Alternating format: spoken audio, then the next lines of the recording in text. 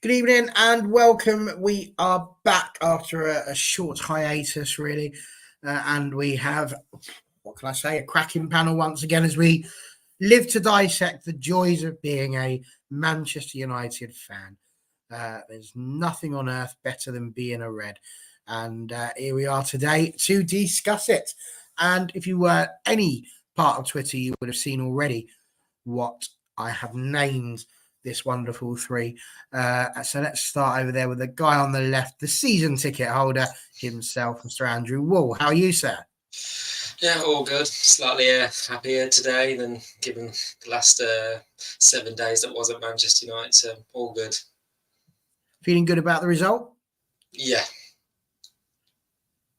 And that's it. He's leaving it just there. Okay, lovely. I'll try a bit different today, but no, I'm just like, yes, absolutely wonderful, amazing stuff. Delightful. That's the level of stuff you get here on All For United. You don't get this anywhere else, I'll tell you. Dan, lovely to have you here, the guy that we've nicknamed the new guy, purely because he's the newest guy of the four of us. But how you doing, sir? Lovely to have you back.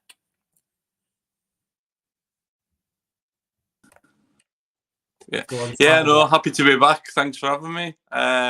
It's good to talk on a positive note after a difficult week. No, absolutely. It is good to have that little positive right at the end.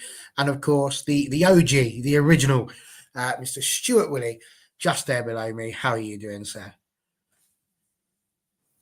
I will unmute myself. Yeah, not bad. I thought today, I know we'll get into it, but happy about today. Yeah, I'm all right. Which is good to hear. And I think that's pretty much how we're all feeling. But I mean, I've heard it mentioned already. Gary Neville's already put it across as being a respite is what it is. I think we all know that this isn't necessarily a corner turned, but it was a vital 3 points. And just looking at what the comment section's already come in with, Box ecstatic for the 3 points, but the season's results and performance-wise, we have been pretty poor. Don't know who this could possibly be coming into our DMs and shouting about Harry Maguire. Hang on a second. Foul Throw Podcast. Could that be FTP Field? Of course it is. It's Mr. Dan, who is not too far away. Man United have had injuries all the way across. We've had our own injuries here at All For United, but he's not a million miles back away from full fitness. So hopefully we will have our co-host Dan back soon at some point. Box also mentioned about how Maguire's been our player of the season so far. Slim pickings, admittedly, but he has been consistent. I would completely agree with you.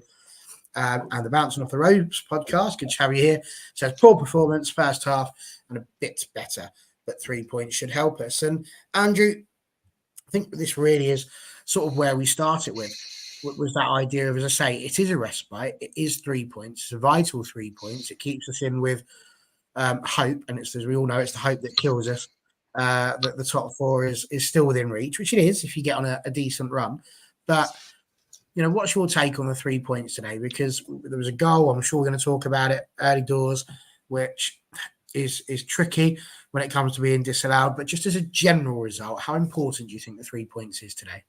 I think really important. I think the 3 points were a must. It's just it wasn't so much more about the performance. It was just that win that was needed. And I think McTominay said before the end, the players needed like fight like dogs for it. Okay, probably during the match they probably didn't do that. They probably, I think the comments say we were average at best. We were neither great, but we were neither bad on both sides. You know, I think both sides were scared to, afraid to, go for it, in case of making a mistake. And, I think we both try and settle not to lose. But, yeah, just to see that, I thought it was ticking down towards the 90th minute. I thought, are we going to do it? We were threatening. And I was like, can we actually do it? And just, I've got to, let's say, our captain Bruno stepping up, he's coming for a lot of criticism as well. So I'm just happy, he was the one that delivered for us as well. So win was in the 3 points important, despite however we performed. Absolutely. I mean, Dan's mentioned here we all want ETH to survive, and nicking wins is the only way for that to happen while we wait for some fitness to return. I'm sure we're going to get to that point a little bit later on in the show. And John Commode, our American friend, as he is now, says relieved to get the win today, which of course I think we all are. Dan, is that sort of the feeling you would go with as well? Just relieved at the moment and pleased that it's taken a little bit of the pressure off of our ball genius? Yeah, I think there was obviously a lot of, especially through the press and ex-players and stuff, putting a bit of pressure on Ten Hag this past week or so. And I think today, more than anything, I said before the game, just get the result. The rest we can just kind of deal with down the line, but he just needs to get them 3 points today and just get a bit of that pressure off his back. There's no pressure from my side. Like, I still think he's the right man for the job, and it's unnecessary pressure. But obviously there was a lot after back-to-back 3-0 home defeats. But no, the result was the most important thing today. I mean, it really was, Stu. And I mean, we're on to 18 points now, which puts us level with the mighty Brighton. But without it, we'd probably still be 10th, 11th. Yeah, looking at it, 11th, because Palace have still got a better goal difference than us. So we'd have been in the bottom half of the table still. How important do you rate it as? And I know that you're going to come from this from a very pragmatic point of view, very much in the same way as Simon does. It's just 3 points, and all 3 points are important. But isn't it just one of these things of, yes, all 3 points are important, but some are more important than others, and that actually these 3 points were vital going into the next few games? I am going to come at it from a different angle. You're absolutely right. And the thing about football is all games are important, and all 3 points are vital. And it doesn't kind of matter whether you pick up 3 points at the beginning of the season or the end of the season.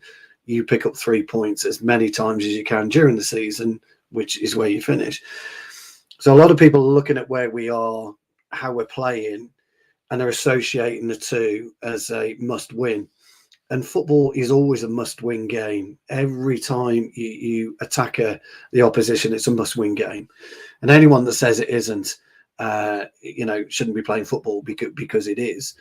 And that goes, on a Wednesday night or when you watch your local team play, when Andrew goes to Starbridge, or Dan's watching United or his lads play or whatever, well, he's playing. That is a must-win. Anything you do in life is a must-win. And so today, for me, wasn't about actually picking up 3 points. It's about the game as a whole, and we didn't play well. Again, there's no cohesion with us. There's no real spirit with us. The only one that showed any balls out there was Harry Maguire today, and he's been the butt of jokes for the last 18 months to 2 years.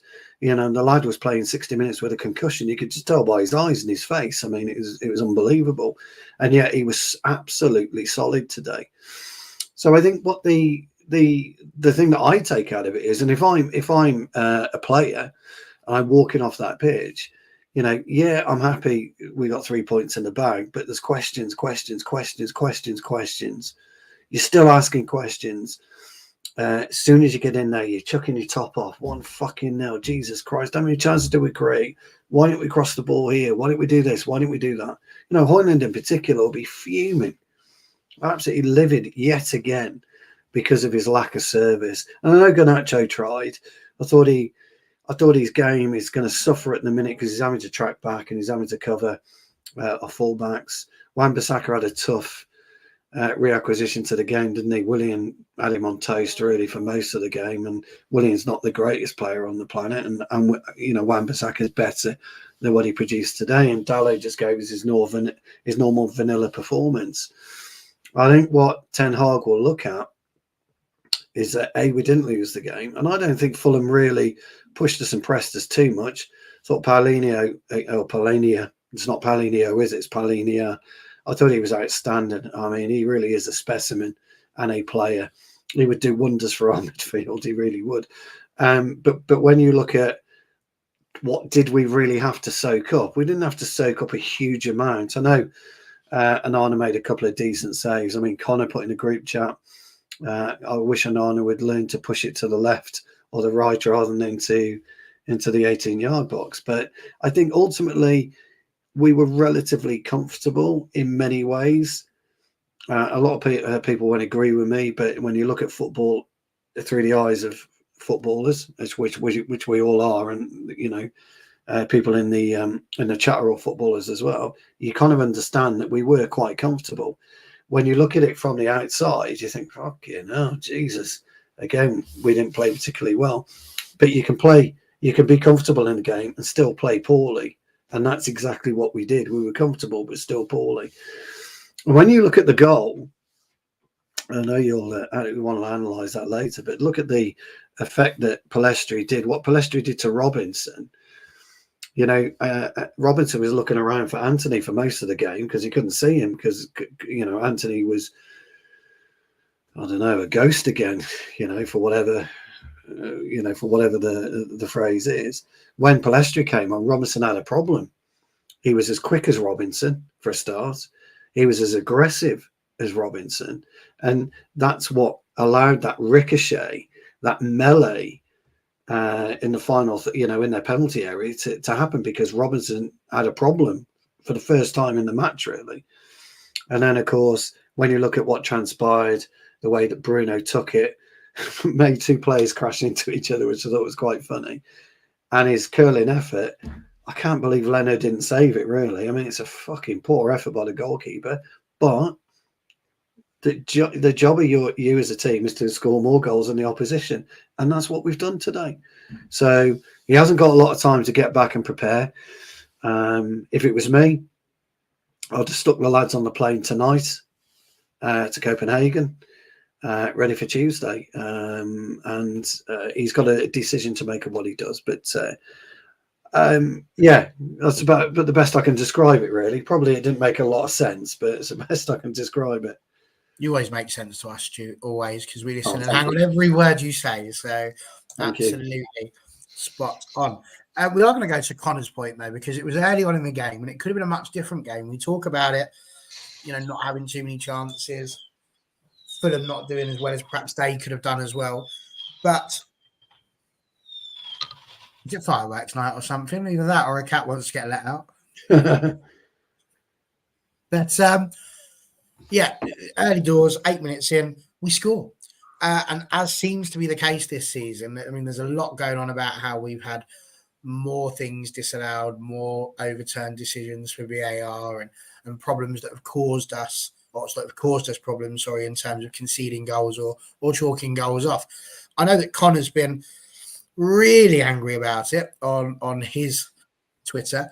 He's been throwing that out there and he's put here again, I'm getting so tired of VAR ruining games. Luckily, we got the win in the end, but again, VAR is a talking point. Now, I've watched it a couple of times, this particular highlight and this particular moment, and I don't know, Andrew. I'm stuck in two minds because offside is offside.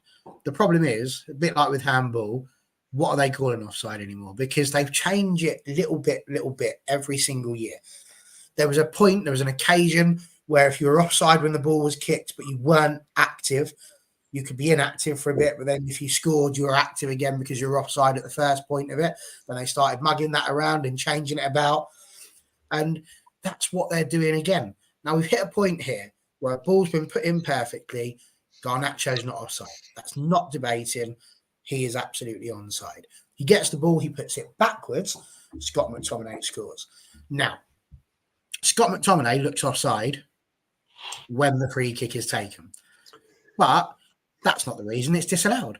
The reason it's disallowed is Harry Maguire being with the defender. Now, again, you look at that, the ball comes in, Harry Maguire's with the defender, but at that point isn't really causing too much of a drama. But the argument, I suppose, is if Harry Maguire isn't there, does the defender then put his attention to Garnacho and potentially attack the ball there rather than trying to wrestle Harry Maguire? The bit that's annoying for me isn't that it's been given, actually. What annoys me is that it's been given when you look at so many other ones. You look at the City one where Ake was offside blatantly. Not given. He's given. Allowed. They've used the term subjective. Subjective offside. Like, I've never heard that phrase in the history of football. What did you make, Andrew, of that moment? Was it a goal, first of all? Do you think it should have stood? And then, take the rose-tinted specs off that we're all going to have, and let's just have this chat about offside, because it's blinking stupid, isn't it? Excuse the fireworks behind me. Somebody wants to burn their money away. or they're celebrating the United win, one or the other. when I saw the goal, basically when McTominay, I thought, well, yeah, definitely. I thought the VAR check on that, and I was like, why are they going to? I thought it was a perfect crossing by Garnacho, and I thought, well, that can't be why they're disputing it. And I was like, well, Maguire's. And looking at it, it was like took them 4 minutes to decide what it was, and then they're asking the referee to go. I was like, well, surely you can draw the lines and decide what it's going to what it's going to be. But I think if Maguire hadn't, because he made the attempt to play the ball as it came in, that's what caused the issue for us. I mean, I thought here we go again. We scored, and now VAR are getting involved, and it's like, well, we're just not having much luck. But by the rules of the game, in the phase of the play, Maguire has attempted to play the ball, so technically it's offside, even though he didn't touch any of the ball. Garnacho laid it across the box, and McTominay scored what we thought was the opening goal, which, to be fair, we did play it well in the first opening minutes, and just sort of tempered what we was doing. So yeah, unfortunately, it would have been nice to get that early goal because we haven't been scoring many anyway. So it would have been nice just to go ahead and then start to dominate the game even more. But yeah, unfortunately, Maguire was offside. I've got to agree with within the rules of the game. John Commode wants to know, I don't know whereabouts he thinks you live, John, or more importantly, whereabouts I don't live in Manchester. But is your neighbour Mario Balotelli? I can categorically say no. Okay, somebody's burning their money, or they're just happy that United won. I'm going to go with happy that United won. Absolutely. We're all putting fireworks on for a win, aren't we? Dan. Our Dan, OG Dan, some might say, from the South Road podcast, has said, how can you have a subjective offside, but when Aki scored, the ref wasn't sent to the monitor? With John also saying, thought VAR is for clear and obvious errors. How is a subjective offside clear and obvious? Now, offside wasn't given on the pitch. The goal was to stand. Lino didn't put his flag up that I'm aware of. So if he hasn't put his flag up, then what you're looking for surely are the key components offside. So where do you stand on this Harry Maguire being off? Because he is off, that's when the ball is struck, he's definitely in an offside position, but then he doesn't touch the ball. He doesn't go for the ball. And if you rewind 365 days, we win a game against Manchester City where Marcus Rashford was more offside than any human being I've ever seen offside in my life, but it isn't given because he didn't touch the ball and then Fernandes does to score the goal. Now, if you were to take those two moments and Rashford was given offside, you'd have taken that and the world probably would have gone, all right, fair enough. This one feels harder to take because we're talking millimetres and he doesn't touch the ball.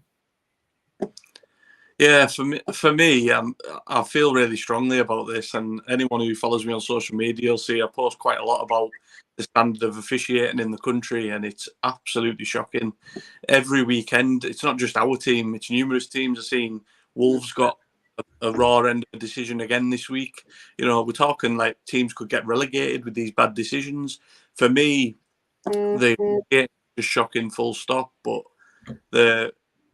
in the game today, I do think Maguire was probably offside just because he did kind of make the attempt to go for the ball, but it wasn't given. The goal was given. So for me, then isn't it only supposed to be a clear and obvious error that they correct? So why did it take them 4 minutes to find this clear and obvious error that they've corrected? Absolutely. And Stu, I think this is it, isn't it? Is that, we are talking about why has it taken 4 minutes to find an offside? Offside is offside. And I suppose if you're trying to play devil's advocate and you put in the pro side of VAR, they sent the ref at least. So the ref got the chance to make the decision. It's the person on the pitch that's made the decision. But it does feel like people are just looking almost as if VAR this season has just got to such a point. There's been so many apologies and so much transparency around it that actually they're frightened. It feels like they're frightened to make a decision one way or the other. So now they're going to spend ages poring over it to try and work out what the least worst decision could possibly be. There's a couple of things for me on this one. When I watched it originally, I couldn't see an offside, and when I saw the still, it took me a few minutes to determine exactly where the defender's arm was because his sleeve was black. So I was looking at the line and I was trying to work out exactly where the tip of his finger was in relation to Maguire leaning. And you're absolutely right about phase one of play. Phase one of play, McTominay was an irrelevance anyway. If he was offside, it would have made no difference whatsoever because the flight of the ball and trajectory was always going across away from McTominay. Icon and Garnacho he was there or thereabouts as well. I mean, he was borderline offside Garnacho, but the actual offside decision was given against Maguire, and only because he made an attempt to play the football, which he should do, because that's where the ball was. Irrespective, by the way, the fact that he's being wrestled to the ground by the defender. And then phase two of plays and Garnacho pushing the ball across to McTominay to ghost in and score. Where I've got the issue is maybe, yes, it was offside, potentially, although I'm still not 100% convinced. Johnny was saying, did he obstruct the defender? Not really, because Maguire and the defender were already jockeying anyway. So the defender was kind of like pulling and Maguire was trying to get away from him. So you can't really, although it's a good spot, you can't really go in for obstruction on that one. It'd be a real harsh one. Why can't 4 professional referees in Stockley Park determine by themselves, and why did it take 4 minutes for them to determine that Maguire was offside? So they weren't sure. And if you're not sure, you don't give it. That's what VAR is supposed to be. They can't have been sure, you know, because if they were sure, they would have done it within 30 seconds. He's offside, the end. And then, you know as well as I do, irrespective of if it's offside or handball, as soon as they instruct the referee to the screen, he's going to come back and he's going to disallow the goal. All right. So there's quite a few questions that I've got, and there's quite a few things that I'm still not 100% clear about, and that is what is now offside and what isn't offside. What constitutes a body part to be offside and what doesn't. The referee, the linesman, was never going to see it because McTominay was in his way, so he wouldn't have seen what was happening behind Scott, and he wouldn't have seen Garnacho. I thought, and I still think, Maguire timed it not to perfection, but almost to perfection. So to me, that's it. So it was Johnny Kay said, just to make sure they have to have a chance of getting onto the ball. I don't think the defender could have got to the ball as he was in the wrong. He was wrong side of him, John. Yeah, absolutely. But you very rarely in the penalty area when they're that close, unlikely you'll get obstruction. I'm not saying you're wrong. I'm just saying it's unlikely, pal. Really interesting. But the problem is now VAR is ruining football as a whole. It's just destroying it, because how many of us thought, I'm just waiting for VAR now? How many? I did. Yeah, you know, it's a really difficult one. I was at a game at the weekend, which thankfully we won 5-0, so it wasn't the end of the world. But the second goal came right on the stroke of half time. And I've got to be honest, the ball comes in from a corner, it gets kicked in, and Dempsey sticks it in at the far post. But honestly, I thought that's going to be given as offside. Surely she looks miles off. And to the point, you know, the opposition manager was doing the exact same thing.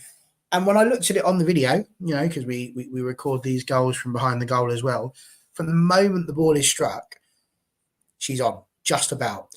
And this is the thing for me. VAR is good insofar as it can help to confirm your decisions. But it didn't take me 4 minutes to look at it.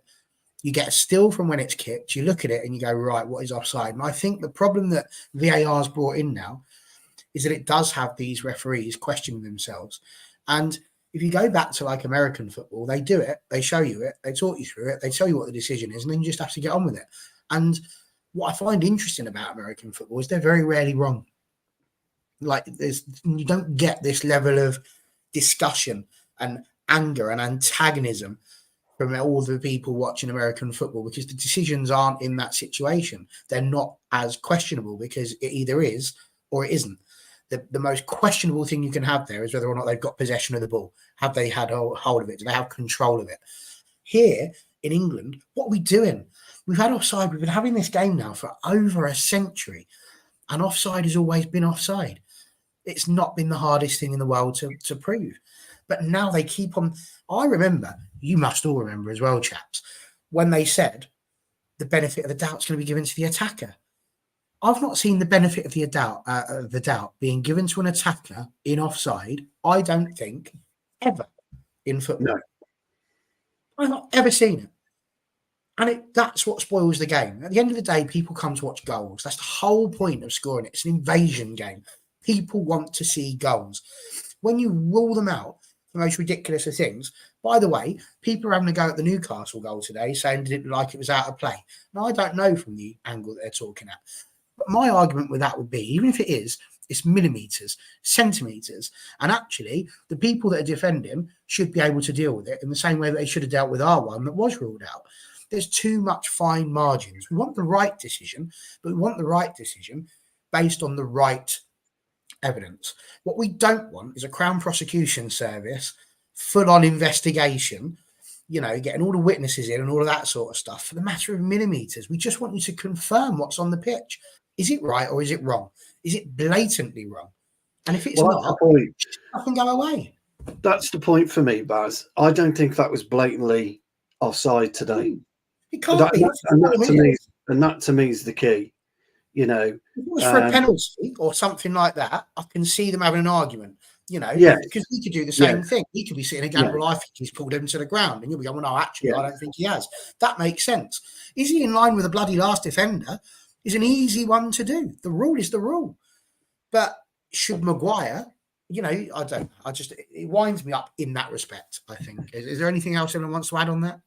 Does anyone else remember as well when they brought that rule in a while ago where it was if you were offside, but it didn't matter because you weren't interfering, and Ruud van Nistelrooy used to always stand offside when free taken and stuff, and and it's so effective because it put the defence off the stride, and also as well with it used to be daylight, didn't it? Like if there was daylight between the attacker and the defender, and given the benefit of the doubt, like you said, it's just they're sucking the enjoyment out of it and sucking the goals and the entertainment out of it. It's just not working. See that, Dan, I'm so in agreement with you, pal. I'm so in agreement with you because I've been a season ticket holder, same as John. We're coming up 30 years now. And I've seen United through, the 70s and 80s and 90s. It's my lad's turn now to go and watch the boys. He has our ticket and I'm happy to let him do it. Well, what's interesting enough is I'm 53 years old and I didn't get excited today when McTominay scored because I'm waiting.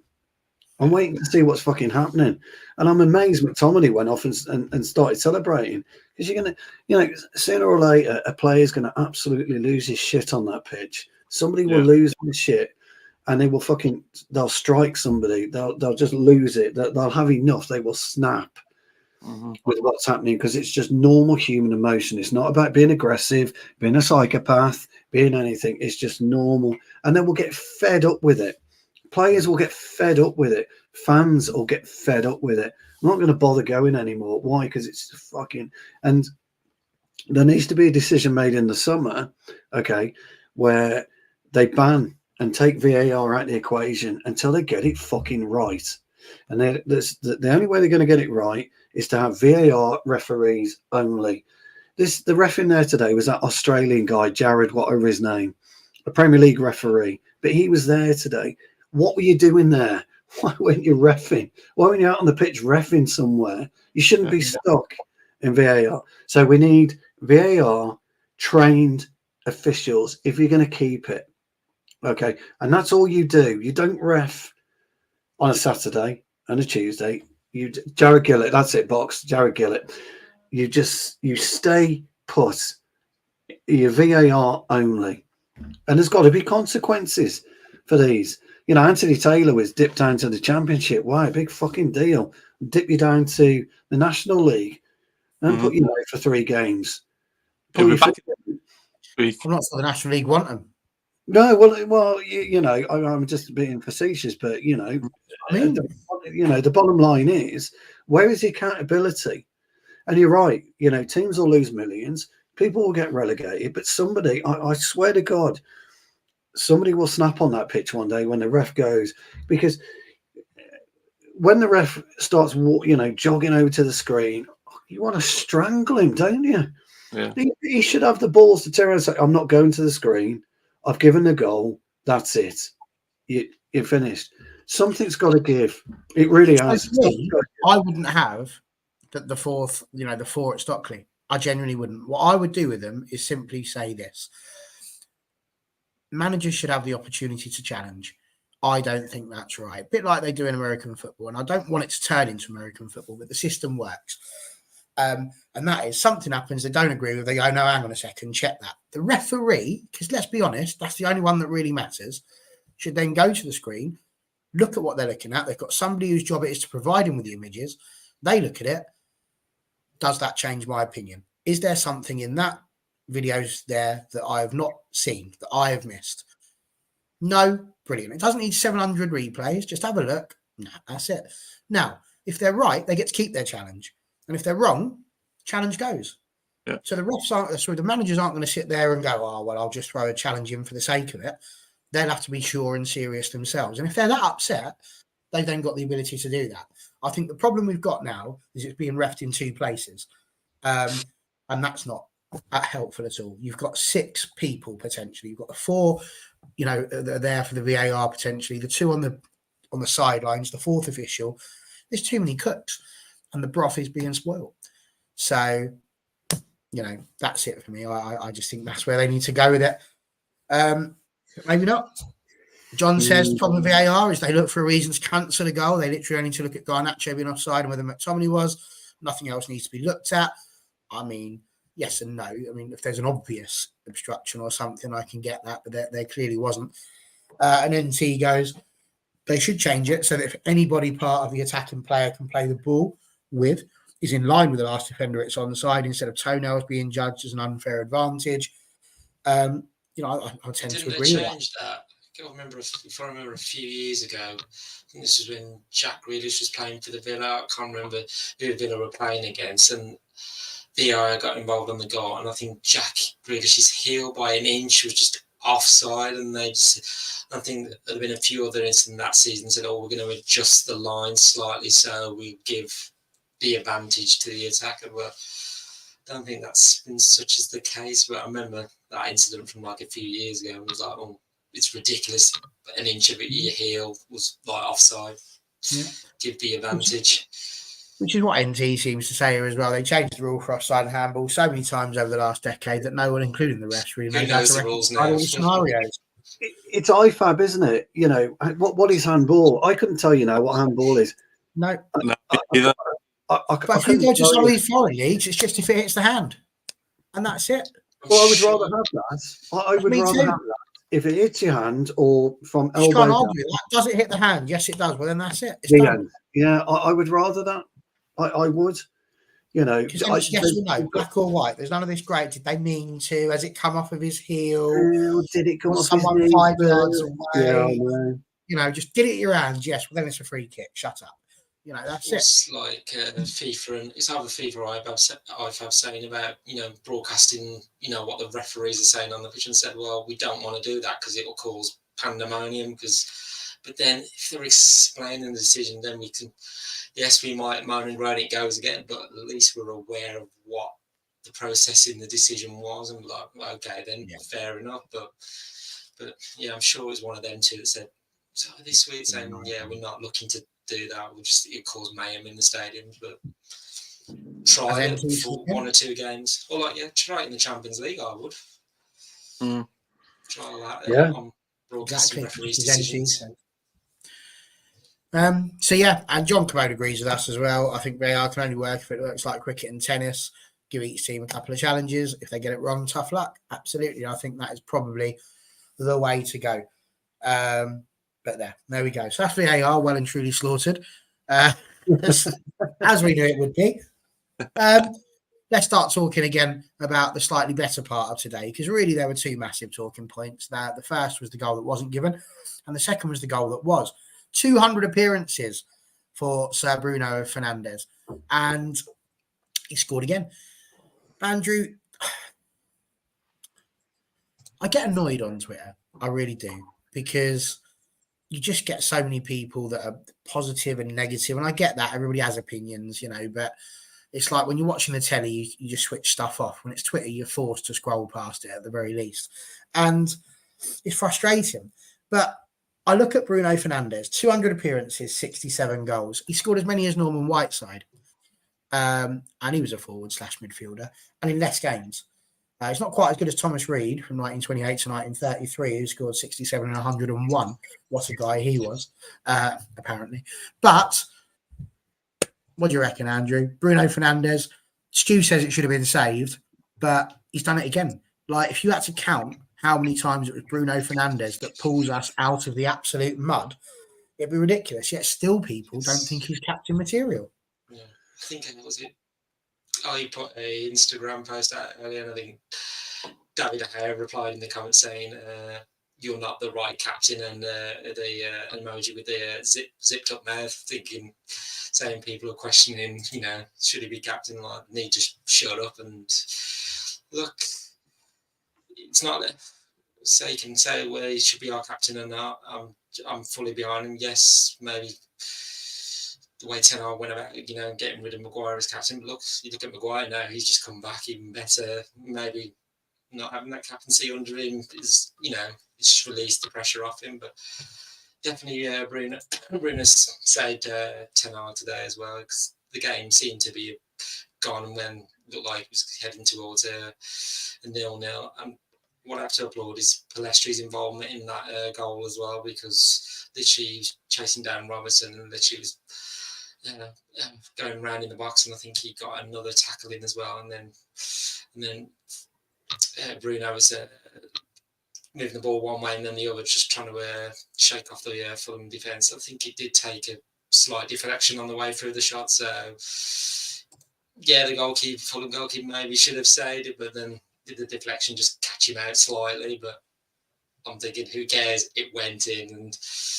we needed, that goal. So I'm pleased that, it's a crucial goal for him as well, because I know you said 67 goals, but I think they said earlier in the game, the comments, I think he's been involved in 121 goals, whether that's scoring or with the assist as well. So that's a pretty much remarkable record as well. So yes, maybe sometimes he moans and throws his hands up in the air, but in some ways, at least he's showing that outward. He cares, and he wants United to get the decisions as well. So, but sometimes maybe it's just choosing when to, the right battle, But as I say, we should be having 11 leaders on the pitch, not just the one. So, but let's say Maguire's been a leader on that pitch in the last 6 games as well. So, but yeah, definitely Bruno saved us. So I've got to imagine if we didn't win today, well, if we had ended up losing, the pressure would have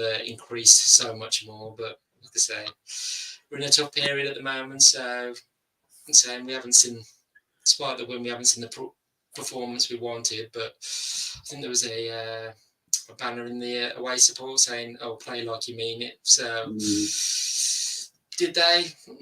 Probably not. But as I say, the performance is still concerning. But just, as I said, papering over the cracks. So, I think at the moment it's just getting wins, despite however the performances I just think as soon as we, getting a winning run, then I think the performances will start to come, and the team will be a bit more freer and not afraid to, get on the ball and, start attacking the opposition. I mean, we do have quite a nice run, you should say, coming up now. FC Copenhagen, you'd expect to be a win. Luton, you'd expect to be a win. But, we've got a couple of games popping up with that. But what I will say here is this. First of all, I'm not sure John listened to everything that I said because I did say how many goals he scored, but I'll repeat it for you just in case you didn't understand my English accent, John. He scored 67 goals in 200 games, just so I could throw that one out, which was the same as Norman Whiteside. But I get you might have got that because I know that you don't like listening to me because you think I chat rubbish. I get it, I know. But, Dan, this is a thing. 122 goal contributions in those 200 games, because you said 121, Andrew. I don't think you missed the one that he just scored. But I do. This is the bit that got me. I do think his goal output has slowed in the last 50 games, though. Dan's put his goal output's only slow because nobody finishes all the chances he creates. Simon, we are going to get to what you just said a moment ago. Told you. See, he's moved to America and that's it. You can't understand what we're saying now. Actually, I have to say it in American English. I got 67 goals, man. That's what he did. Anywho, I think that says it all to me. His goal contributions has slowed. Is no surprise that so is Man United's. We're still on a negative goal difference. I can't remember the last time we were on a negative goal difference, really. We're not scoring the goals. We're only winning them by the odd goal. So it's no surprise, is it? No, I think when you compare Bruno Fernandes when he first come, that COVID season when there was no fans and every game he was at least scoring or assisting one every game, and it was becoming a regular occurrence. And in a way, I kind of feel like he was maybe a victim of his own success. He kind of set the bar so high that everyone was expecting him to score or assist every game. And it's no coincidence that when we're not playing well, he doesn't play well. It was like today, I thought he generally had a poor game. I thought he was giving the ball away. He was a lot of sloppy little passes here and there. But then this is why he's in the team, for them little moments of quality. We talk about the team playing in moments and, special moments, and one bit of quality in pretty much in the whole game. And that was the winning goal, luckily. Absolutely was. So, Stu, I kind of want to throw this to you as well, but I know you've had your say on Bruno a fair few times, so I kind of want to change the question to a slightly different person, which was Alejandro Garnacho. He's played 50 games. This is his 50th cap today as well. And having looked at what he had done, he scored as many goals as Jordi Cruyff and played 7 games less so far. Now, I know you don't just judge players on goals, but what I'm getting at is, at the moment, as a forward, that's the sort of level that he's at the moment. And I don't think there's anybody sat here who would go, Jordi Cruyff was a legend for the club. The reason why I bring it up is because with the way that the team's been performing at the moment, a lot of people have been talking about play the youngsters, play Mainu, play Pellistri, play Garnacho. And I just wonder, are we putting, in your eyes, too much stock in the youngsters who are currently, as yet, unproven? Because we do this a lot. Rashford was going to be the greatest thing, and, Welbeck was, and we constantly have this now. I think because we're harking back to the days of 94 when, everybody came through and we all went, oh my goodness, what a wonderful youth team we have.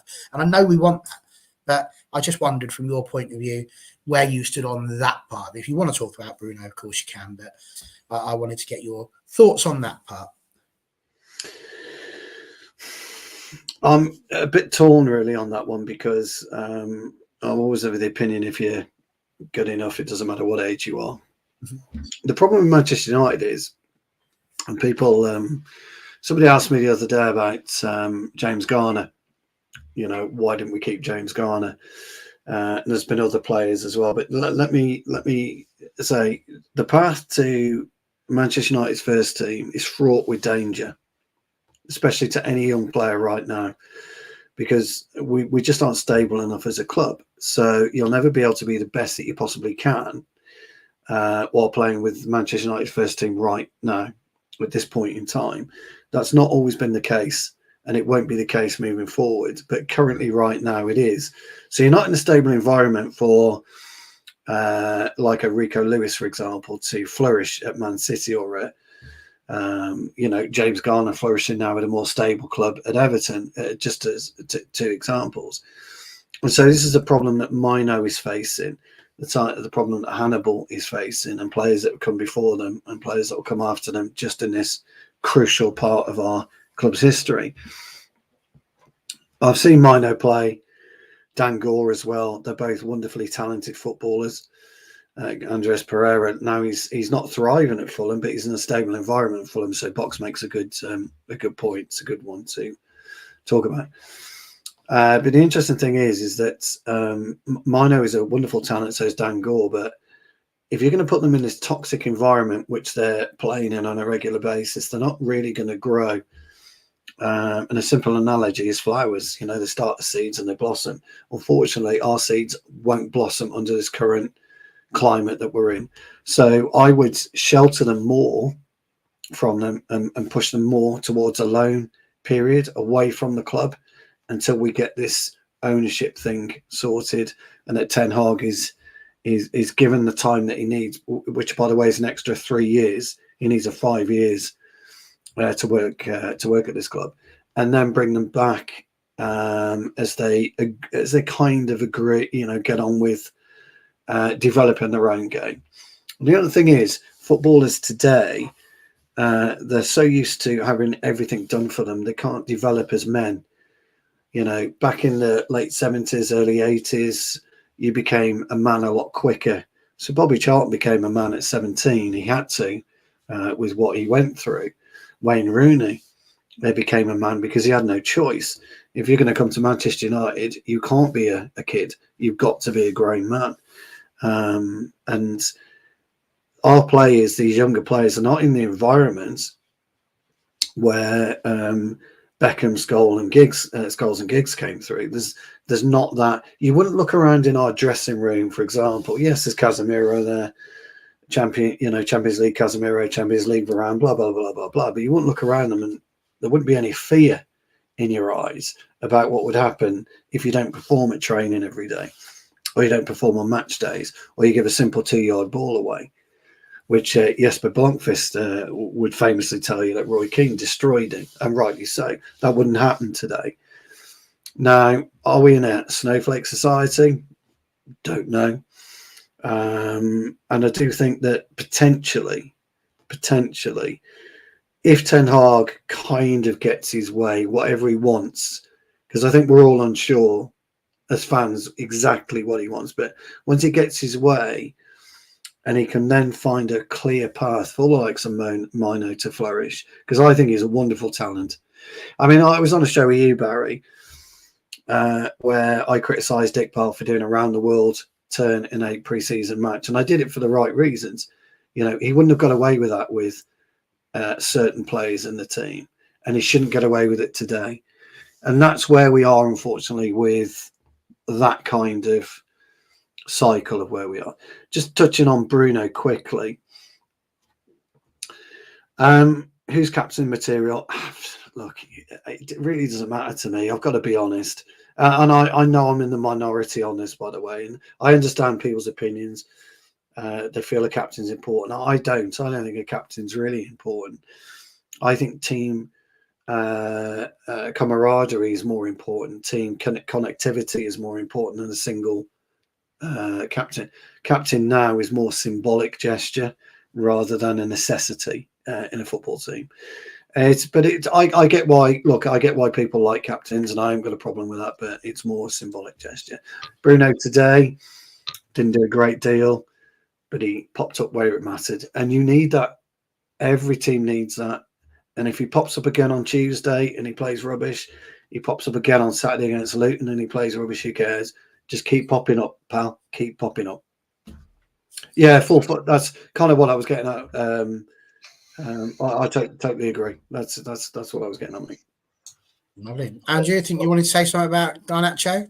Yeah, just picking up on Stu's points. I mean, in particular today's game, I think him and Haaland, they were the two youngest on the pitch, but yet they both of them seem the most dangerous of all. You know, on multiple occasions they were trying to take the matters into their own hands and trying to make things happen. Okay, at points it was to no avail, but you could see the intent that was there as well. And I think it got on that shoe at one point in the second half. I think he did a backheel pass and he realised he'd done it too short, and then left the team in trouble and went, "Oh, I'll go and get the ball back." Okay, he went and made a late tackle and got a yellow card. But he thought, "Oh shit, I've made a mistake and I'm going to try and rectify this situation." And even like with Hoyland coming off, you could just see how angry he was today. He was like, "I haven't got a goal and I'm still waiting for, the service into him, into the box, whether it's a cross or a pass." He's just like, I think Garnacho nearly played him in the second half, and you could just see Hoyland's face, and I already see him just licking his lips, going, "I'm going to score here," and then the deflection took it away from the goal. But see, Garnacho today, Andy, there's a good point you make there, but Garnacho today kind of made the wrong choice. And he did that few times, and then he did, and he's almost betwixt and between today, Garnacho, because he was trying to do his backtracking, which he did very well today. By the way, he tracked back really well, but then it's endangering his ability to go forward like he used to when he first came into the team. And he's got to make a decision a lot quicker, Garnacho. You need to feed Hoyland from around the edge of the penalty box. That's the ideal crossing trajectory really for a striker like Hoyland, because if you see how quick he is, how quick Hoyland gets across the ground, those first 10 yards are absolutely critical. So when he's in front of the defender, that's when you've got to whip that ball in. You've got to get that cross in. As soon as you see Hoyland on the move, cross, because by the time that ball is where Hoyland wants it, he's there. He's made that extra yard. What Garnacho did, and fans will love it, and I get it, I do. Fans will absolutely love it. He'll attack the byline, but when you attack the byline, you're shortening the passing ability. So your pass has got to be absolutely accurate to the millisecond or to the millimeter. Because if you don't, what happens is defenders get back, and your path of resistance becomes a lot shorter and a lot more tighter. So you very rarely will you find Hoyland. So as soon as Hoyland's on that move and you can see where he's going, that's when you whip the cross in. So there's an argument to suggest that maybe you invert off our wider players a little bit more and allow the fullbacks, i.e. Reguilón, potentially, and maybe Dalot, to attack the space a lot better, because they can cross from deep. And I think Hoyland will get more goals that way. I really do. I don't know what your thoughts are, Andy, but I really do. Yeah, I'm just saying, back to your point on Garnacho, I think he's offering, especially today, much more than his competition, does in Marcus Rashford. Marcus, he seems like he's dropped down to the season, before last, where he's like a shadow of his former self. And Garnacho, the moment he's been coming off the bench, making that impact. You just need him to start from the start of the game that well. So if he gets there, then there's a real chance that he could take Marcus Rashford's place. So it's just how he now develops over the season and the coming season as well. So Marcus is going to be looking over his shoulder and going, these players, they're hungry and they'll be taking my place. So he's sort of don't know what it is with Marcus at the moment, confidence issue, or I just feel like if you start scoring, maybe then the confidence will come back. But even with Marcus at the moment, I think somebody said he's like, he likes to cut in a lot and likes to score almost like the perfect arms. It's not like going out, he'll get to the byline and he'll try and cross it in for Hoyland. At least he will try. Marcus, that's why I just think Marcus need to move in and be alongside Hoyland. So that's debate for Ten Hag to decide what's the best to do with Rashford. I think Garnacho is definitely hot on his heels, and I just think Hoyland needs better service from the wing as well. I think he's got to mix it up, Andy. I think he's got to mix it up, Ten Hag. I mean, there's nothing to suggest, right, with the personnel that you've got. Now Ten Hag made a point, didn't he, in his training session that what we're talking about, in his press conference or an aftermath, that you can't do what he wants to do with this team. Okay, I get that. I can respect that as well. Misconstrued, as he said. Yeah, but I can respect that because what he's saying, yeah. But so you and all of us on this panel know, and everyone in the comments knows, we all know this. Marco Silva looked at it and said, well, we've got Man United Saturday. Great. What should we do? How should we set up against them? What are you on about? We don't need to bother with that till Thursday because I know how they're going to play. All I don't know is what personnel is going to be there, but I know how they're going to play. I know they're going to play 4-3-3. Okay. Hoyland's likely to be your target man, and you're going to have two wingers, and they'll do nothing because Anthony won't do anything. As Robertson found out, Robinson was looking around for Anthony most of the game. I thought United had a wide player somewhere. I can't see him until Palestra came on and started pushing him. And then Garnacho was, as I say, was a little bit betwixt and between, wasn't he? So sometimes chuck up the way that you want to play. He could have easily gone in there with three at the back today and ran Reguilón and Dalot as two wing backs. Okay, played. I was Amrabat maybe as a holding player alongside, for me, Eriksen and Mount, and put Bruno just in behind Hoyland. And that would have given Hoyland the service that he needs because you free up the space. When you've got two wider players in front of you, two fullbacks, you're not freeing up this. You're almost going into blind alley. So whether or not people like three at the back or don't like three at the back, what if we turned up with three at the back? Silva would have had to completely think, what the fuck, what are we going to do now? I'm going to rip it up. Now, a lot of people say, oh, Palini would have absolutely smashed his way through you. But if you get that right, and you've got the guile of Eriksen, you've got the work rate of Mount, and you've got Bruno being able to circulate and come into add a four in midfield, or it just there are ways of getting around doing what he wants to do. He's just a little bit stubborn at the minute, in my mind. Look, he may well have done it, fellas, and got beat 4-0. Mm-hmm. Yeah. But each and every one of you would have turned around and said, well, at least he's tried something different. At least he's done something. Well, I don't know if you've watched Women's Channel. I'm not a great fan of change when things are working, but the problem is it's not working. It's not working, but I also don't think he's necessarily got either the trust in his players or perhaps even the ability in his players for them to change system week after week. I don't know if they've got that in them. That's what he was saying. I don't think he doesn't trust it. It's not that he doesn't trust him. He doesn't think they've got the ability to play what he does. But the only way you do it, right? No, I don't think he has, Finn, to be fair, mate. I don't think he has. And Finn, just so I'm clear, I wasn't bringing Mount in just for that specific. I was talking about his box-to-box work rate.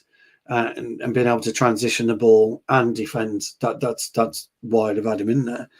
But you've got to do something, right, to awaken Hoyland. You've got to do something to give Hoyland something to feed on. And the 4-3-3, in my opinion, humble opinion, isn't working. I'll be interested to see what you guys think, but for me, it just isn't. Sorry, Barry, I know we've gone completely off kilter here, mate. I do apologise. Being quiet, it means you lot have come up with something. This is a show for passionate United fans. Go on, Dan. Just on the Garnacho thing, I thought second half he got in so many good positions, but their fullback showed him down the wing, and as soon as he got to the byline, he just got lost. Like he'd just run into a blind alley, and you could see Hoyland was getting more and more frustrated. He was making the darts to the front post, the back post, dropping back, and Garnacho just couldn't find him any time. Like, I'm not saying Garnacho isn't going to be able to do that at some point. He gets a run of games, gets his confidence up, all that kind of stuff. But I did think second half today, you could see Hoyland was making the right runs, and Garnacho just wasn't on that same wavelength. And as well on the other side, I thought when Palestra come on, it was nice to have two proper wingers playing. It looked more balanced once Palestra come on. But that used to seeing Rashford on one side turning in and shooting from 50 yards, and Anthony on the other side shooting from 50 yards. It was nice to see them trying to get past the man, proper old-fashioned winging style. And yeah, it was just, I thought it was a lot more balanced, but you could see why Hoyland was getting so frustrated. And I think this is what I was trying to say, and Stu, you sort of alluded to it, and Dan just has as well. And NT points out here, it's about the pressure. Back in the day when United were introducing the youngsters, there wasn't all this pressure.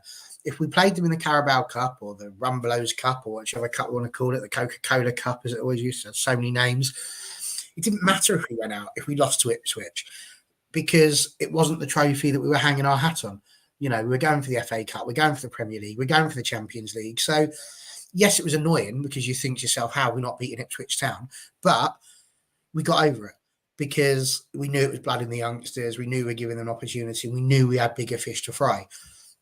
We're not in that situation now. We've just gone out to Newcastle in the only cup that we probably felt like we had the chance to win. You look at the teams that are left in that now. I'd have challenged anyone to have said we weren't going to be the teams to go on and win that. We'd have absolutely been the favourites. We're not now because we're not in it. Newcastle are probably going to go on and win it, and we're going to sit there and go, that was something we could have won. And we're relying on these youngsters to come good immediately. And that pressure is a pressure that wasn't necessarily there. There was a pressure for Beckham, Scholes. Well, of course there was a pressure because you're playing for Man United, biggest club in the world. But it's a very different sort of pressure because it wasn't about success. It feels like the success and the future of the club is almost being put on some of these youngsters' shoulders. And I think that's just where I was going with that. Now, I promised Simon would come back to this because it was an interesting point, which was this about Bruno, where he'd said he's not captain material, end of story. A blind man on a galloping horse can see he doesn't possess the articulate on all levels to communicate effectively with this group of players. And it just led me to what I thought would be just an interesting question on the round. I'm not going to bother asking Stu, he's already answered the question. But if not Bruno, who? I was having this debate. I was thinking, who else could you give it into the United side? And I thought, there's only one person coming back into mind. And give it back to Harry Maguire. Yeah, give it back to Harry. What he's shown in the last 6 games was like, well, he's been a leader in the defence. I'm just thinking, could do no worse, you know. I'm just like, well, there's no other name that's coming to mind. I know he gave it Casemiro on Wednesday, but then he had to go off injured. So, but I'm just like, you know, give it back to Maguire. That's all. That was the name just kept popping back into my head. So I'm like, he'd be my choice. But yeah, Maguire. So Dan, who would you go for? I think that's the worrying thing, isn't it? If they did take it off Bruno, there's nobody that leaps out at you other than the captain. We've just took the armband off. You know, like I literally can't think of one player in that team that strikes me as a leader. Like Bruno, and obviously Maguire now I think is finding his form, but that is because the armband's been took off him. That pressure's been took away. So I wouldn't want to give it back to him anyways. I think he's playing better because he hasn't got that pressure. And this is the whole point. So when you say, Simon, what does this question tell you? Well, it goes back to what Stu said. Of course you need 11 leaders. Yes, Roy Keane was our captain. But when you've got people like Rio Ferdinand playing with him, Gary Neville, who's going to be a leader as he grows older anyway because of the way that he is, you know, you've got your Wayne Rooney playing up front. You had Peter Schmeichel in goal. You know, you had people that were going to be vocal. They didn't need a captain's armband for that. We don't have those players nowadays. And the ridiculous thing was that when Harry Maguire had it, they'd still have a go at him if he was shouting and telling people what to do because it's Harry Maguire. And this is what I mean. It's a little bit mad. But what I will say is that, again, the level of just ridiculous stuff that gets thrown at Bruno, it's absolutely mad. The guy is just unreal in terms of what he does. And when you're Kevin De Bruyne, then you're saying, yeah, he's the best midfielder in the league, you know, probably apart from himself, because, you know, you can't go out and say that really, can you? It's me. I'm definitely the best one. Then that says it all. You know, the players themselves can recognise what Bruno's done. And I think sometimes we just need to take a moment and think about that. Some of the other comments that have been thrown in, they're not playing for themselves in their own careers. They're playing for the senior players' careers, the manager's career, the club's direction, all the unrest and division in the fan base. This is about the youngsters again. And this is what I mean. You know, the level of pressure at this club, you said it was toxic, Stu. You're right. You know, this is not a place that fosters the growth of youth. If you put this into a school, like you wouldn't have children in the school. It's absolutely mad. You wouldn't put trainee teachers into this sort of position because it's just madness. I'd give the armband to no one, do a raffle in the dressing room to see if should lead the team out every game. I just watched a film called The Bromley Boys where they had a 15-year-old kid, Dave Roberts, take over for a bit. It was quite funny. It was only for a game. United were nowhere near where they are, if not from Tom Ladis, and I agree with you. He has off games like all players too, but he's led by example this year. Some captains bark and fire up the troops like Company. Others lead by what they do, like Kane, who scored another hat-trick as well. Answer: infrastructure, my love. Oh, darling, they've not recruited wisely. No, they haven't. I quite agree, and that leads us to the sort of the final part of this conversation, which takes us over the last 7 days, because we've had 2-3-0 losses. I mentioned losing to Newcastle midweek. Ridiculous. It was a terrible result. Losing to City, a terrible result. And I was really angry after both of these games and ready to come on and, have a big old shout and carve up and all just sit here and cry together. And in a way, I'm pleased that we haven't done that. We've left it till tonight, because actually it's been a much more positive conversation on the whole. But I know that you just said, Stu, Ten Hag needs 5 years to sort this out. And I agree, we can't just keep changing the manager. We can't. I've said it before on this channel and I'll say it again. The minute we sacked David Moyes after 7 months or 9 months was the minute we signalled a change in this club. We've gone from having 20 odd years of hi Jarvis. I wonder what was happening there. I thought Stu was waving to interrupt, but he wasn't. He was saying hello to you. My old mate Jarvis. But actually, being in that situation, sacking Moyes, put us in a situation where just because our league position wasn't what we initially wanted, we got rid of him. Now, if you'd have taken that back 26 years, back to when Alex Ferguson was in charge, the same thing was happening then. Maybe it wasn't 7th, but we weren't in the position we wanted to be in and getting the results we wanted to get, but they stuck with him.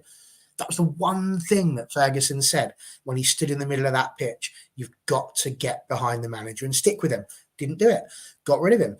And that then led to churning out manager after manager. We've taken managers that have won brilliant things. Van Gaal, sacked him off. Mourinho, sacked him off. Don't get me wrong, glad both of them went. It was the most turgid football I ever watched in my life. I'm glad they're gone. Ole Gunnar Solskjaer, a legend, brings in a different way of playing football, bit of progression, but it wasn't enough because he's just a PE teacher. He's not won anything. And this is the level we've got ourselves to.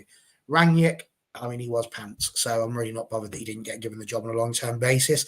But then in comes Ten Hag, the one that everybody wanted. My question is this, because it's frustrating me a little bit. I didn't like how Ten Hag considered allowing Mason Greenwood back into the club. I'm not a massive fan of how he's had a go at Marcus Rashford. I think you take it back to Fergie's days, he didn't like seeing people go out and having, fun for the right reasons as a youngster.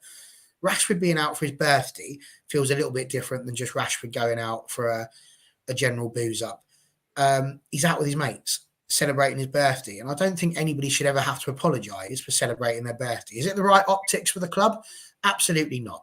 Nobody wants to see their heroes out in a nightclub after they've just been spanked by Man City. I get that. It's not ideal. It takes me back to the wrestling days when you had kayfabe, where the goodies would never go anywhere near the baddies because they couldn't pretend to be friends. It's ridiculous. People have lives. They're footballers at the end of the day, and we shouldn't be having to go at someone because they've had a go, gone out with their mates and their family to celebrate their birthday. We've been made to apologise for that. And I'm not sure I agree with that. But it doesn't change the fact that, again, if not Bruno, who? If not Eric, who? You can't keep changing it. The thing that's constant for me are these players. And these players are not putting in a shift. Andrew, you mentioned that wonderful banner, play like you mean it. They're not playing like they mean it. They're not playing like they care. So my question is this. Do we just sack it off and get rid of them all? Just get rid of these players. I love Marcus Rashford. Do we just get rid of him? Just get clear the decks. You're posing an interesting question, Barry. Now, look, I'm completely old school, and for me, the gaffer's the gaffer, and that's it. Period. Even at the mighty Tipton Town Super Vets, where I play at weekends, when the gaffer speaks, that's it. You listen. You shut up and you fucking listen. Okay. Doesn't matter what any level you play at, you listen. Okay. So for me, I don't mind a bit of old school hard knockery. It doesn't matter to me. I've grown up that way. Today's players don't like it. It's just one of those things. It's, they go to their agents all the time and their agents start whinging, blah, blah, blah, blah, blah. But, the gaffer is the focal point. And what he does, he says, if you're not in the team on the when the team's picked on a Thursday, go and speak to him. Go and have a chat with him. I remember 2 years ago on Portugal, on tour in Portugal, I've been playing all the way up to the tournament, playing quite well. I got dropped for the first game, and I was fuming. I was crying like a little girl. And we had the team photo, and I was that pissed off. I wore my sunglasses because I didn't want to know. Absolutely fuming. And then after the first, during the first game, I pulled the gaffer to one side. I said, what's going on? Why am I dropped? And he tells me why I'm dropped, and I accept it. I get on, I experience it. I get in the team for the next game, and I stay in because that's what players do or should be doing. They should be thinking about, if I'm dropped, why am I dropped? What have I done? What aren't I doing? What do I need to do? And you force your way back into the side. Our players don't force their way back into the side, and when they do get in there, they're playing at a not consistent level because complacency is set in. And managers, in a way, have allowed complacency to set in. But, and I must emphasize this, it's because they weren't given the players they wanted. When a manager goes to the board, whoever it is, and says, right, I want to set up this way, and I need these players to do it. Okay, then the board should go out and get those players. That's what happened under Sir Alex. That's what Guardiola gets. That's what Jurgen Klopp gets. All right, Liverpool didn't get all the players they wanted this year, but at least they went out for them. They went for them. Jurgen Klopp said, I want this player. Go and get it for me. And they did. All right, they chose Chelsea for whatever reason, but at least Liverpool went out and tried to acquire that player. We don't. We dick about in the transfer market. We just pussyfoot and fanny around until it's too late. The gaffer, when he goes to the board, I want these players in by the 1st of fucking July. That's it. Because if you don't, I'm not going to be able to deliver what you give me. So the board, and as the guys have said in the comments, you're absolutely right. The board have got to take this on the chin. The board have got to take exactly what's happened since Sir Alex left on the fucking chin. All of them. And realise and understand that when managers ask for players, they ask for those players for a reason. There shouldn't be 4 players for one position. If you can't get me him, can you get me him? And if you can't get me him, then I'll take him. Well, actually, if you can't get me those 3, then I'll take him. Bollocks. I want him. Number 1, get him. Don't come back until you've got him. And I want him. And I want him in the door July the 1st. The season finishes, players, sporting directors, they're all talking to these players all season. They're talking to agents constantly, always on the phone. My gaffer wants him. What do I need to do? Blah, blah, blah, blah, blah. We can't seem to do that. We can't even seem to tie our own shoelaces together. So, all right, sack Ten Hag. Yeah, get rid of Ten Hag. Bring in De Zerbi, who's the current go-to manager, isn't he? Or whoever. Bring him in. And then in 2 years' time, you're all... Marie, he's been getting a shout, I know. You what, sorry? Unai Emery, he's been given a shout, I know, as the next saviour. Yeah, and all that's happening is in 2 years' time, we're all fucking pissed off again because we've had one great season or good season and then everything just dies off. So, people were talking about your ownership and they're absolutely 100% right. The players, by the way, and the manager, let me be clear about this, the players and the manager should concentrate on the football side. Forget what's happening in the boardroom because that's not your job. That's nothing to do with you. So for the players and manager to use the board as an excuse is wrong. The manager can to an extent if he doesn't get what he wants. But once that transfer window shuts, you've got to deal with what you've got. And then it's up to the manager to get the very best out of it. And he has made some questionable decisions and maybe some questionable signings. But I go back to the fact the signings that he's made, he's probably been forced into because he hasn't got exactly what he wanted. And that's the key to, it's all about unlocking a puzzle, isn't it, football?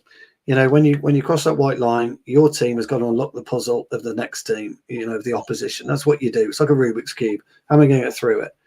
And Ten Hag has got to do this now. He's in a bit of a muddle. He's got a mixed up Rubik's Cube right now. He's just going to find that one little twist that'll start putting all the pieces together that sends you on the way to completing the Rubik's Cube. But he's got to do it quick. But he's got to stay. He has to stay. Baz. He's got to stay. And listen, there's nobody on this channel that is advocating at this moment. We're not all No, standing I up know. going, Ten Hag out, because we understand it. But it would be remiss not to point out that it's coming from all levels at the moment. The board, Hey, he's not been perfect, Baz. the He has players, not been perfect. absolutely atrocious. And you talk about the signings. John's just thrown that in here as well. Ten Hag has made some questionable signings. We're looking at Anthony at the moment, and he has. He's made some big errors, Baz. He's made some big errors, and nobody. I think Ten Hag's the right man. I do. I don't. But he's made some big errors, and you can't defend the errors that he's made. But here's the question, and it's a very apt question, guys. What's changed in their training, the approach, and everything from last year to this year? Well, what's changed? What is it? If Ten Hag's not doing anything, then the players have got to look at themselves. But and I'm like a broken record. The only person who can make yourself play better football is you. You're the only one that can do it. It's very true. It's very true. Anyway, what he's just said is right. It is the question. What has changed since last year? I spoke about, the fact that the bit that annoyed me is that he's come out against Rashford and said it's unacceptable that he was out that night on his birthday. And NT says here, thing is, we kept it in-house most of the time under Sir Alex Ferguson. There's nothing wrong with him turning around to Rashford and going, what the hell are you doing? We've just lost 3-0, and there's you getting pictured in a nightclub looking like you don't care when we're in this sort of situation. By all means, go and talk to Marcus Rashford about that. Don't come out in public when everything's going like it is at the moment. There's a massive storm around our football club and go, yeah, absolutely, it's unacceptable and he knows he shouldn't have done it. Because that to me just feels like he's deflecting away from himself and elsewhere. And for me, the manager is that first line. You have your team. Think about what he did when we lost there against Brentford. You're all running. He did the run with them. He did it with them. He didn't just go, you're getting punished. You're punished, but I'm doing it with you because we're in this together. So what's changed? What's changed? Because now it looks like he's sniping from the top at some of the people, and it's just not helpful. So what do you reckon, Dan? Yeah, I think there's a lot more going on than we know. I think there's obviously something happened with Varane as well, where I've seen reports, but I don't believe everything I read. But like Varane's all for Johnny Evans, Rashford with the birthday thing. Like for me, yeah, it's not a great look, but it's not like he planned the Manchester derby to be on the same day as his birthday, and he's done it all on purpose or anything like that. The birthday party was already planned. He couldn't not go to his own birthday party, kind of thing. And I just think, touching on what you're on about with the transfers as well, I feel like it's because there's not that right structure together for the transfers that he's kind of having to go back to his old teams or managers, players he's managed before. Like if he's managed Amrabat before, Martinez, Anthony, people like that, because there's not actually a plan in the transfer setup for me. And like you hear about Brighton, this setup they've got where they lose Basuma, they go and get Caicedo, these players, these little gems. Like why haven't Manchester United got that kind of setup together? They should have certain, they should have like certain scouts for certain areas of the world kind of thing and have that set up. But for me, I think that's probably where the transfers have went wrong. And I don't even think it's Ten Hag's fault. He probably had a list. Well, there was a list kind of leaked a little bit, wasn't there? Where he wanted Harry Kane, he wanted certain other players. And I think because he didn't get them, he's had to just go to players that he knows or players he's worked with before. I think you're right. And I mean, Andrew, again, feel free to weigh in on your Ten Hag thoughts. But Franz here, nice to see you. First time we've seen you here in the chat. Says, is Ineos really the answer, or are we just saying anything but the Glazers? Which is obviously something that John mentioned, that if Ineos comes in, you get Sir Jim Ratcliffe, you get some people that change the structure up above Ten Hag. And I mean, at the moment, any change above Ten Hag must feel like it's a good one, because it gives us an opportunity for something new, something different, a breath of fresh air. Like Richard Arnold, for me, I said it weeks ago, months ago, when everything came. He's got to go. Like the fact that he thought for 1 second that it was all right to bring that absolute idiot back is beyond acceptable. The way that he handled that put our club under a microscope that it should never ever be under. He needs to go. There's too much crap above Ten Hag. And we can say that Ten Hag's not done well. We can say that the players haven't done well. But the board and the ownership of Manchester United need some form of change. So getting in Ineos, it's 100% something we need, right? So a change needs to happen soon. I'm just the way the Glazers run the club is that change going to come anytime soon? Probably not. So whether Jim Ratcliffe, and he's 25% will be in before the end of the year. At the moment, I don't think so, but things change so quickly in football. And just on Ten Hag as well, I'm just thinking he's still got credit in the bank, at the club. And after, last season as well, the League Cup win, reaching the FA Cup final and getting us third in the league. But, this season so far has been terrible, 5 defeats in the opening and 11 Premier League games. So it's not really good form. And Stu said, questions are right to be asked of Ten Hag, his decision-making, with some of his signings and also maybe some of his team selection and tactics, even in the previous 2 games against Newcastle and City.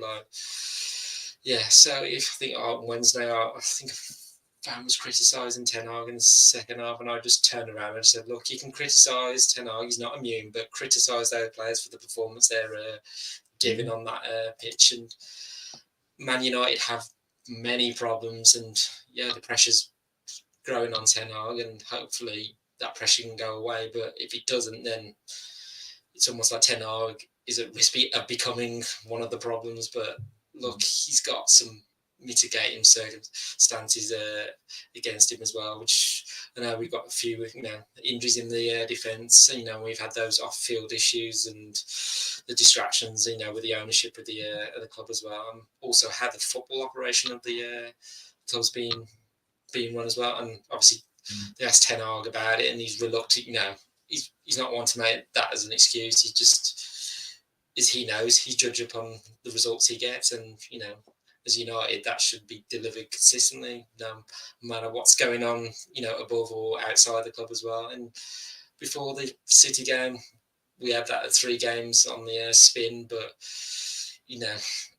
did we feel like we had reached the turning point? I don't know. City was always going to be a tough game for us as well. But if the pressure did grow even more and more on Ten Hag, and he was to be sat, I'm not saying I want him to be sat. I said match-going fans at Old Trafford, we're all still behind Ten Hag. So, God forbid he was sacked, who would you get at short notice? It'd be scrambling around. So, we'll be able to afford a new appointment as well. I think the talk is if his contract, to break his contract, it'd be like £15 million we've got to pay him out. So, but it's a strong argument. We shouldn't be making any managerial change. It's not worked in the last 4 times United have tried it. So, we can't keep going around this merry-go-round. And say we've all wanted these resets, and changing things around. But the argument is Ten Hag at the moment is not the problem. It's just got to get a tune out of those players. But I think I saw something the other day about it's going back when Fergie was first in charge after a year. They're saying, Fergie's got to go now. He spent $2 million on players, and the team are in a worse position than they were under the previous manager, Ron Atkinson. And it's just like, they're saying United will never win anything under Fergie. It was like, but as they said, getting rid of the boss will not solve all United's problems. So, as we say, and Andrew, you have to bear in mind when that was happening. Different times, I know. No, it's not even that. It goes like similar to what's happening now. I know it's different times. It's not even that. We weren't really hugely successful, really. Through that period as well. We won a couple of FA Cups, but we weren't hugely successful, really. And that's the interesting thing about it. But Martin Edwards, he kept his nerve, didn't he? You've got to hold your nerve. The board's got to hold the nerve with Ten Hag. The only thing about Ineos is, I'm still not I mean, I don't get the deal, if I'm being honest. You know, by investing 1.5 bill for 25%, that values you what the club at 6 billion. You know, if that's what he does, if he buys the second round at 1.5 bill, whether he will or not, I don't know. Or a second chunk, a second 25%, whether he will or not, I don't know. But he's got a sporting structure of brilliance around him. You know, the likes of Sir Davis Brailsford's transformed British cycling. He plays it close to the line. Will be a very fit team because it will bring the right people in at the right. But it's what happens about the control of the football inside, and we need a full takeover. 25% doesn't work for me. We need a full takeover, but that's something for a different day, isn't it? It is. I mean, it puts a foot in the door more than anything else, and it's a difference. It's a change from the status quo, which I suppose we need. And Andrew, you mentioned a great point there as well. Criticism doesn't mean that you're saying, let's get rid of somebody. You know, we criticise Marcus Rashford because he's not doing as well this season as he's done last season, but it doesn't mean I want to sell Marcus Rashford, really, because we know the capabilities he's got. And I wanted to bring this point up because it was a brilliant one by John, and it brings out a name as well that I haven't heard of for some years because he doesn't get mentioned that much. But he says, I know you did a show before, Stu, but today Ten Hag became the joint fastest manager in our history to reach wins, joint with Ernest Magnell, our first manager to win us the league and FA Cup. Name and the thing. He's got 50 wins in 78 games, and I suppose the only problem is at the moment is that not many people can envisage 51 coming. But the point is, he's done it. 50 games, and this is what I mean. It's what you said, Stu. Last season, so good. You know, we could really see the promise, and it's what has changed between last season and now. So there we go. Let's just take a look. I was going to say, like, you're saying about the City game. Well, I was going to say about the City game that made me hurt and angry, but then on Wednesday night, there was no anger that we were losing. I'm just like, it was a bit like, I think instead of a bit of apathy, it was like, oh, we're losing. It's just like, so what? Yeah, it was like, okay. It was like, and I think what was telling at the end at full time was Steve McLaren telling all the players to, you know, go around and, you know, just show your appreciation to the fans that were still there. And I think half of them had gone down the tunnel and not bothered. Some of them did applaud, and then it was Mason Mount that did. And I thought, I know people say that's what Mason Mount was doing at Chelsea anyway, just going around and not doing much at Chelsea either. But I thought at least he was the only one. McLaren's like telling the others that were walking down the tunnel, come back, and they were just like ignoring him. It was like, that's why I just think sometimes that these players know what it's all about to play for Manchester United. I'm just like, as that banner said today, play like you mean it, and as McTominay said, fight like dogs. Okay, they didn't do that today, but we found a way. So just got to show that pride in playing for the club, because at the end of the day, it's cost managers their jobs. I mean, if that case I said about Fergie, you know, at that time, if he was sacked, you know, who knows what would have happened to United, wouldn't have made the history had made, and Fergie had been sacked. Well, let's say, but yeah, I'd say Ten Hag is under pressure, but I think he can manage it through it, and hopefully be here for many years to come. Well, let's hope so. We'll finish this with the voices of the people as they've been here. Finn saying he might be a great tactician. I don't see how anybody could be motivated by Ten Hag. The players look so flat at times. NT's worried about what happens after Jim Ratcliffe retires. He's in his 70s. Do any of us care about United? Do the Glazers care about United would be my point there. Even if we get 3 years of somebody caring about the club, it'd be 3 years of niceness, wouldn't it, in that respect?